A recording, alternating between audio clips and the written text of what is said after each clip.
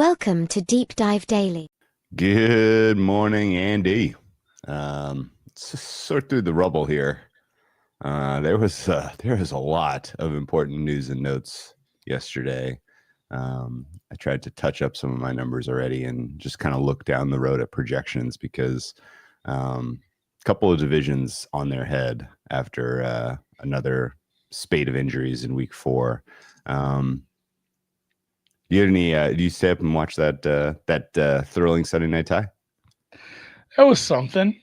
What was your takeaways there? Were just a weird game? Yeah, and it was. I'm still thinking about the decision making by Matt LaFleur late in the game. Like, I understand that Aubrey's range is like the parking lot, and you don't want to leave time for them. But I think he really they didn't have timeouts. You can burn clock once you get there. Like, it needs to be the 2-minute drill to get to the red zone, and then you can take 40. Like, if you get first and goal, run the ball and try to get like halfway there and kill 40 seconds that way. The fact that he left himself up against the clock late and had to settle for the tie. They only threw one ball into the end zone, and that's not ideal considering that there's 80 points scored and they were kind of moving as they wanted to for the most part when they were on offense. So didn't love the time management by LaFleur there. Yeah. Just in general, the mighty Packers defense looks pretty bad. I was surprised. No CeeDee Lamb in the. I want to go the opposite way with that. Okay. I mean, the Cowboys you're right. offense was just well prepared and looked good. Dak, that's about as good as Dak looks. Like that's ceiling Dak, and he was great. He was making throws, and George Pickens was great. They were hitting guys out of the backfield. They're hitting the tight end. Like, it was just a really well called game by Schottenheimer. Okay. I guess I was pretty surprised that the backfill of guard and center there of TJ Bass, Brock Hoffman, there wasn't any opportunity for the. They lost Tyler Guyton too. Yeah, they did. But yeah, the fact there wasn't much ability to generate pressure was a little surprising for the Packers. And again, I think that was they did a good job out in Dallas. It's like, we're not going to, we're not going to take deep drops. We're not going to let Micah Parsons run around the edge and hurt somebody. He really only affected one play. It was a big stop there. He ended up getting Dak from behind, and Dak was probably scoring a touchdown on that play. So kudos to him. But yeah, otherwise, kind of a weird upgrade for Dallas's offense, even though they lost another lineman, I guess. And then Green Bay's defense looks a little susceptible if you play the right kind of offense. Yeah. Green Bay goes on bye, so we won't see them for a little while. Let's you want to hit injuries and markets? What order? Let's go through everything real quick. Thursday night football, as you can see on the screen. Look at that. Thank you. Having an odd screen from Sharp Stack and 4for4. San Francisco at the Rams, another NFC West game for Thursday night football. This was minus 346.5. It's up to 3.5-ish. Some places it's a cheap 3.5, and then 47 again, a little bit higher. Ricky Pearsall left in the third quarter with a knee injury for the Niners. He'd missed some time previous to this as well, so keep an eye on that. And then I checked in on Avila. It sounded like Avila could have played for the Rams. They chose not to throw him out there yet, so he might be in this week. And then I know there's some concerns about Devontae Adams. He seemed fine. Tutu Atwell seemed fine, and that was quite the game from them. So short week, couple of coaches that really know each other very well, and probably not a game I'm getting too involved in. If you made me bet this, it would be waiting for the 49ers, support to come in to get me a cheap Rams number. Okay. You think they will show up? I doubt it. I doubt it. The move from 3 to 3.5, I think, is directionally correct. Yeah. My number is close to 4. Surprised that we're seeing 47. Is CMC going to get 20 targets, 20 carries type of game? Is anyone else viable? And is CMC going to just break in this one? Probably.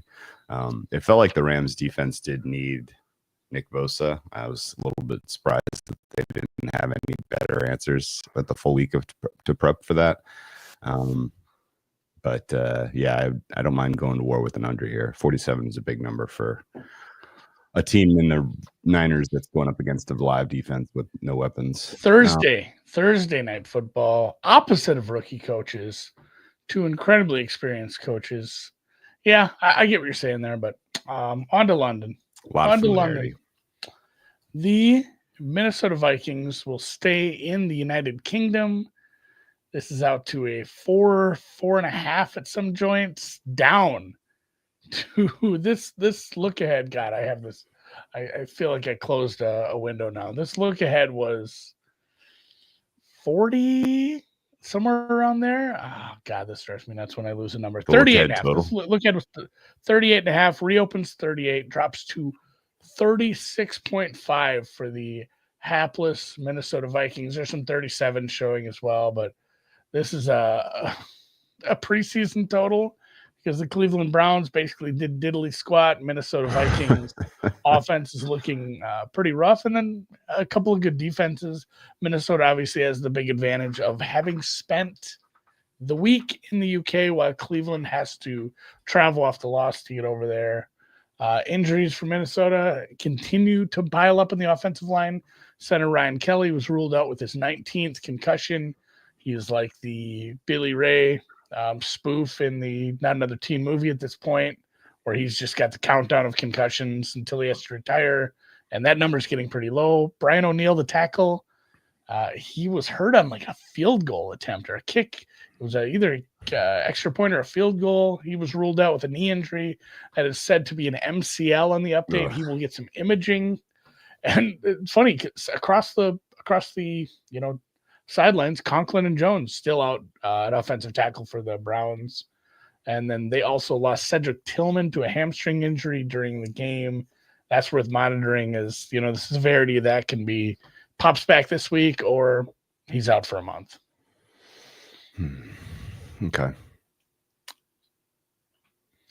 Man, I got nothing. I don't have much to say on that. I guess I want to note that we've had two examples recently of teams staying in London and having this situational advantage. And they were both the Jaguars, who have a little bit more of an established, a place there, I guess. The Vikings are presumably figuring this out. I didn't check you on the staying in the United Kingdom. Technically, they're going to the United Kingdom from Ireland.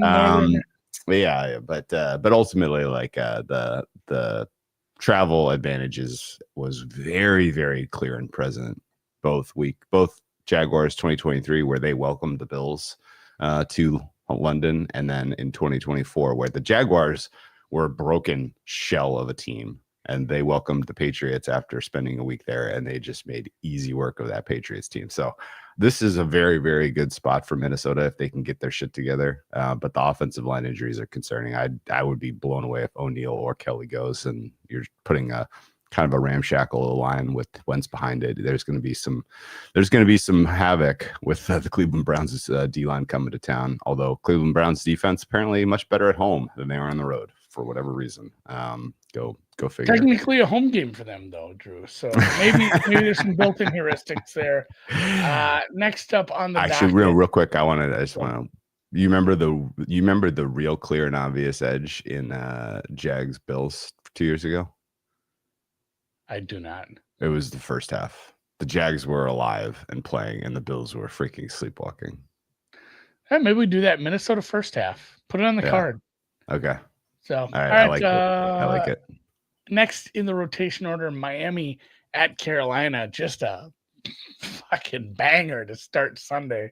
Miami Steam on the look ahead. Obviously, they have to play yet today, so we don't have true lines on this, but there has been some Miami Steam on that look ahead, flipping over zeros. 1.5, kind of gone to the other 1.5. We'll get some more injury updates on the Dolphins after they play tonight. For Carolina, David Moore, the wide receiver, had an elbow injury early in the game. Chandler Zavala, the guard, he had a knee injury and was later ruled out. Defensive tackle Cam Jackson was banged up. And then DeLevon Campbell, the wide receiver. DeLevon? I don't know how to say this guy's name. I did not watch the Panthers game, so I don't know their depth wide receivers. He had a hamstring injury, was ruled out. Bad team getting thinner at a few spots they're already thin at.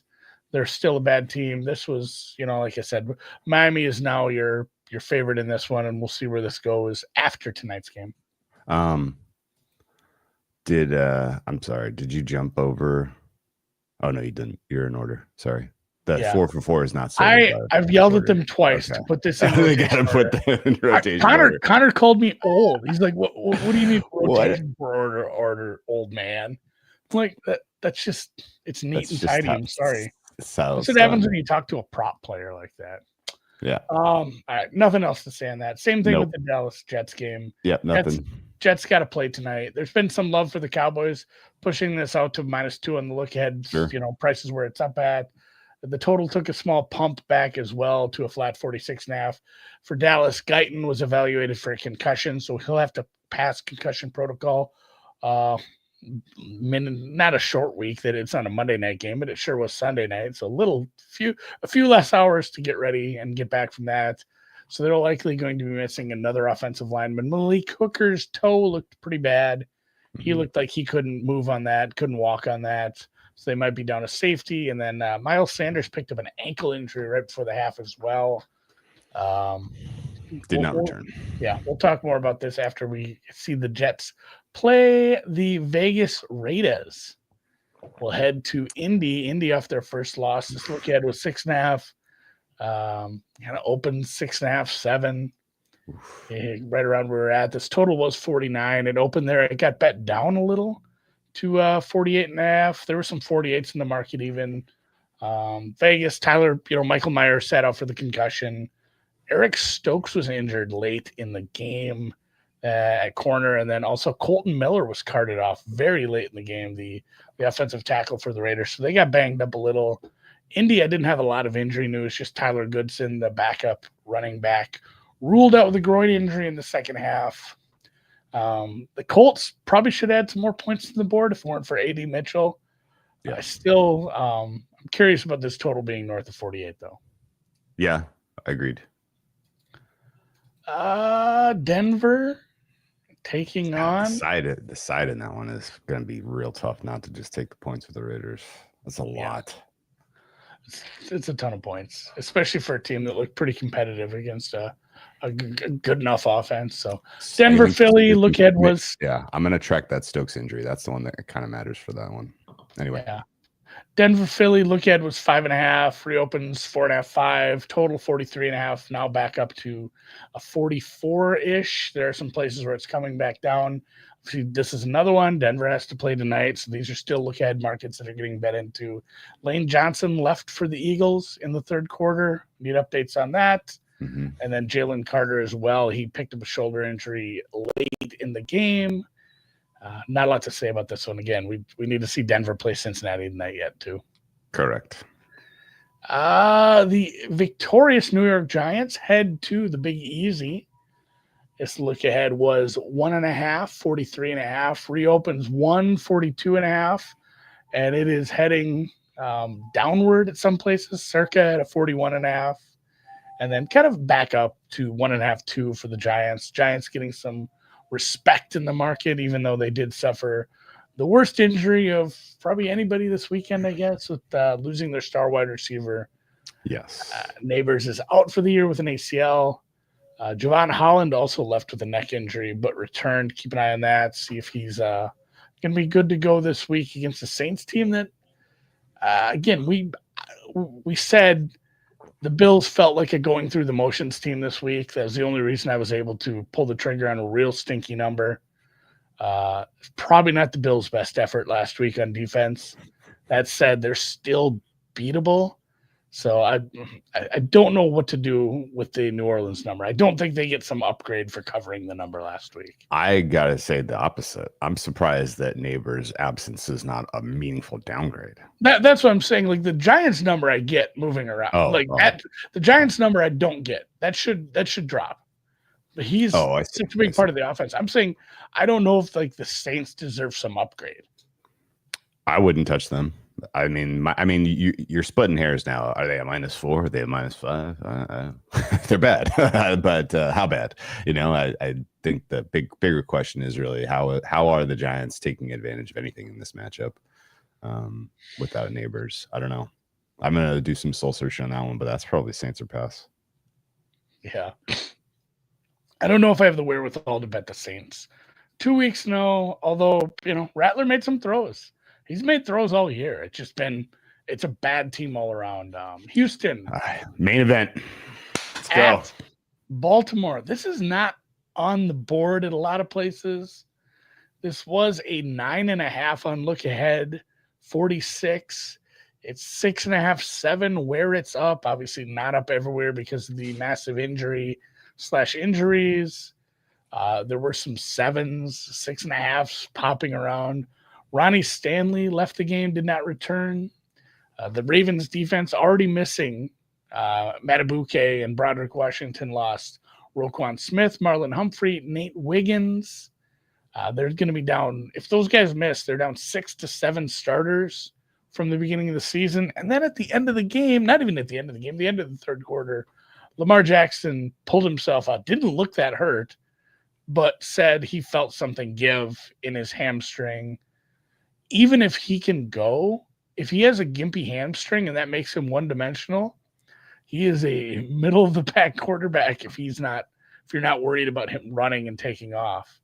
So this could be massive downgrades to one of the teams that we held in the highest of esteems to start the season. Oof. Yeah. Tough hang. Boy, if I'm kind of ready to just capitulate and say it's over for the Ravens this year. It's over in Baltimore. Right? Yeah. Nothing left but the crab cakes, guys. if Lamar misses meaningful time, see, it's one thing we start the season 3-1, 4-1, 5-1, and then a quarterback misses meaningful time. We will weather the storm. Their record isn't in storm weathering mode right now, and we'll get into this. We'll dig deeper into this on Wednesday when we actually have some lines. But I agree with Dave's take. Like watching every snap, he hasn't looked 100%. And then on top of this, if he's got something more serious going on with his hamstring, that's even more problematic. And it's really problematic in this matchup. You're going up against a really good quick pressure team. And the Ravens don't even really have that kind of get the ball out of his hands quick, like up-tempo type of offense to counter that. It's interesting. We were saying that, like, he wasn't having that pocket escapability last week. Yeah, something was going on. Felt like a little short. Yeah. And like, so they don't really have the tools in their bag to just spin up an offense that can counter what the Texans defense does well. He could just eat sacks in that game. I wouldn't be shocked. There's not going to be time for them to let stuff develop downfield against the Texans. I think the downgrade, if he ultimately misses, and this is Cooper Rush, I think Baltimore as a team are what, -3.5-ish? Well, not only if you go from Lamar to Cooper Rush, but then you go and you're missing Roquan Smith. Let's just assume that Humphrey, Smith, Matabuke. Humphrey's been playing so poorly. That might be addition by subtraction. Wiggins matters. Like, Wiggins, if you're missing Wiggins and Smith. Yeah, they're below average team, which is crazy with how high their numbers started. It'll be interesting to go because I feel like it wouldn't be Cooper Rush. So I'm 90% sure they have Tyler Huntley on staff, but they can't put him in because he was the emergency third. Rush would have had to get hurt. Tyler Huntley is on staff, really? Snoop Huntley is on this team. He's back. I didn't know that. They have him available. It'll be interesting to see what they do with that. We'll know more later in the week. Moving on. Let me tell you, if you had access to bet Texans money line at +240 or whatever, is that not a very viable swing? Yeah, even with how piss poor their offenses looked. I mean, that wasn't like a good indication of their offense got right. That was just playing the Titans. Well, they did find Woody Marks. Woody Marks look good. He's live. He's It might be alive. over for- it They might be have over they have for a they have a running back who's alive. Yeah, it might be over for Chubb. So, all right, a few more games here. Tennessee, the aforementioned awful Tennessee heads to You think? Glendale, Arizona. This was minus Yeah. 942 on the look ahead. Reopens 9.5, kind of in that range. And then the total was reopened at 41. That's been bet down a little, which I guess checks out.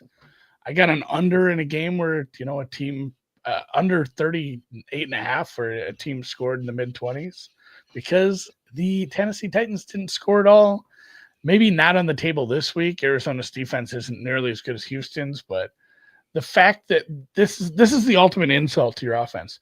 The number is getting longer against you as a dog, but the total's also coming down, which is just saying your offense is dog shit and Incapable. Yeah. So, injury-wise, Arizona still banged up. Will Johnson still didn't play. Zay Jones didn't go. He may be back, if it's a 1-week concussion thing for him. Simi Fehoko left with a concussion, the wide receiver, and the second half, as did defensive lineman Darius Robinson. Not much on the injury front that I found for Tennessee, although I didn't watch a ton of that game. I don't watch games when I bet the unders. Seattle hosting the Tampa Bay Buccaneers, coming off their How about first that loss. number? That one's, yeah. So this was 2.5, 44.5. Reopens 344, kind of gets bet back down. It's in that tweener range where it's 2.5, it's 3. This total's been bet up a little to 44.5. See, Evans didn't play, but Godwin went. Hassan Reddick had a stinger. Jamal Dean left at one point with a hip groin injury. Benjamin Morrison, the corner, left with a hamstring. Defensive lineman Greg Gaines had a pec injury. Safety Rashad Wisdom left in the second half. They got beat up, and they got beat up in the depth as well. Whereas Seattle, we just have to check in on DeMarcus Lawrence, who left the game and didn't come back on Thursday with the thigh injury. I guess hat tip to Tristan Wirfs for playing 100% of snaps. Did not see that coming. Chris Godwin played 81% of snaps, also surprising. So the reinforcements have arrived to a degree on the offense, but now the defense is hurt. So, we'll get into all our ratings tomorrow morning, but absolutely. Yes, right now, Saints, yes. Saints against Titans are 32 out of 32, and there's a gap.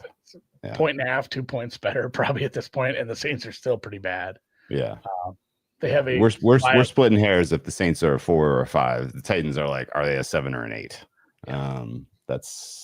I think they're 3-point dogs on a neutral against the Saints. So. I went with 2, but 3 is doable maybe. Detroit at Cincy, another one where we got to wait. We got the double Monday night, so we have Cincinnati has to play tonight. This is 9-49 from a little bit of Detroit support. It's kind of back down to 8.5 at some of the look ahead markets, vacillating between two numbers that are kind of similar. Detroit had some injuries to Terry and Arnold.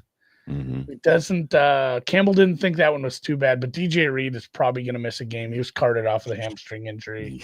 That sucks for their defense, especially when you're playing against a Cincinnati team that has some offensive weapons if they can ever get things moving. Cincinnati, I don't know. Very hard to rate Cincinnati for me at this point. So 9, 8.5, yeah, that sort of checks out with me. We'll find out more after Cincinnati plays tonight. Yep.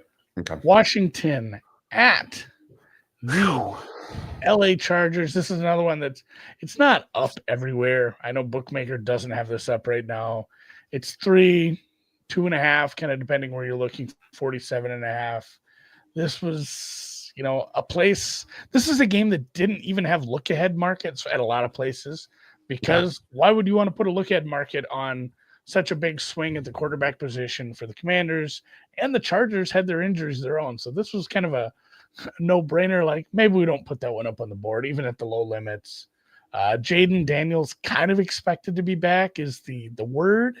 He missed 2 weeks. It feels like this is the week he's coming back, according to the reporters and whatnot. I don't think McLaurin's back, though. And then for the Chargers, the big one for them was Joe Alt, high ankle sprain. That feels like a multi-week injury. You can't have very many more offensive line injuries for the Chargers. You're getting pretty thin there pretty quick after it coming in, in the preseason, probably, feeling like it was going to be one of the strongest units. Yeah. Things are getting rough. We're not like back in the day Storm Norton rough yet, but it's getting there. Yeah. Your Sunday night game is a AFC West tilt, New England at Buffalo. There were some -10s in the look-ahead market. It reopens -9. There's been some support for New England down to 8.5, 49.5 right now, 50 at bookmaker on this one.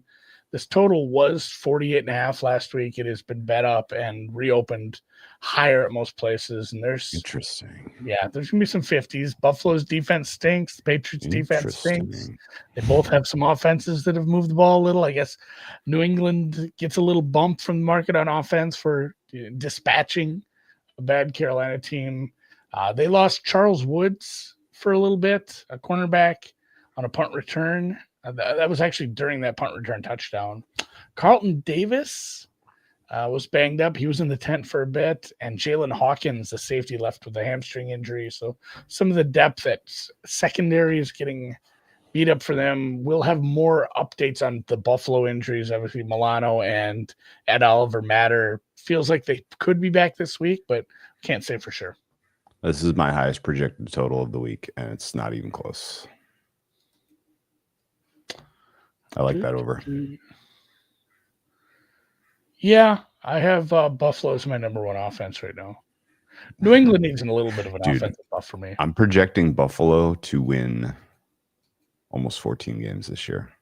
Just adding up their win probability for the remaining games on their schedule. I'm at 13.5. Schedule wasn't too schedule makers weren't too easy or too tough on them. Dude, Buffalo's gap between them and the next best team wins right now, projecting in the AFC is 3. I have them 3 wins better than the next best AFC team. Holy what? Shitballs. If they do leave markets open, once they're like 10-0, I kind of want to look and get like an under 14, under 15 and a half. Because they might just rest players. Nobody's near them. Holy shit. That'll be interesting. That'll be an interesting little trick you pull. This is wild, man. And that just leaves us with Monday night. The Jaguars, fresh off their win. Maybe the defense is good. I don't know. Annoying. Trayvon Walker.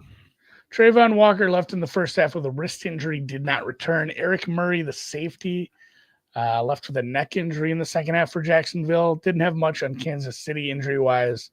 Worthy came back, looked fine. They seemed like they were willing to use him. He ran the ball a couple times even in a game that, did get out of hand towards the end there. This was -3. It's kind of just staying near the 3. Bookmakers pushing up towards 3.5 at this point.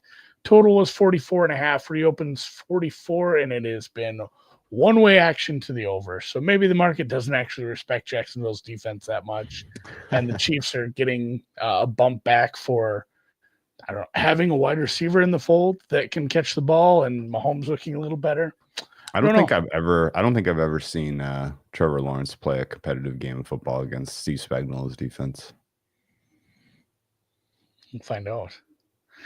They are 3-point home dogs in this one. That's going to be an interesting one. That'll be a fun one to watch, I think, for sure. I really don't know what to do with my Jacksonville number, but the Chiefs right now should probably be your number 2 rated team in the AFC, and I don't even think that's controversial. No, just with Worthy they aren't that high, but they're what are you going to do? Put Pittsburgh ahead of them? I don't think so. No way.